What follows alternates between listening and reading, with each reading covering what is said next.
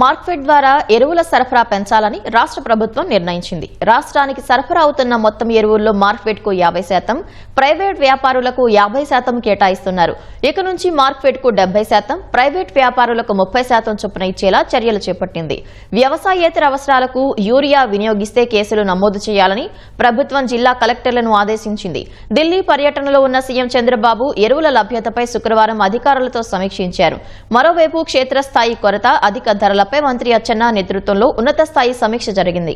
కేంద్రం అవసరానికి మించి ఎరువులు సరఫరా చేస్తున్నా రైతులకు అందటం లేదని, క్షేత్రస్థాయిలో పర్యవేక్షణ సరిగా లేదని ఆయన అభిప్రాయపడ్డారు.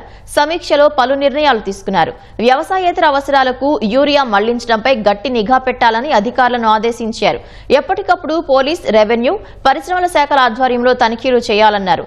మార్క్ఫెడ్ నిల్వల నుంచి ఆర్ఎస్కేలకు ఎరువుల సరఫరా చేసేందుకు నిర్ణయించారు. రైతుల్లో యూరియా లభ్యతపై ఉన్న అనుమానాల తొలగింపునకు కలెక్టర్లు రోజువారీ సమీక్షలు చేయాలన్నారు. యూరియా లభ్యతపై ఎప్పటికప్పుడు రైతులకు సమాచారం ఇవ్వాలని ఆదేశించారు.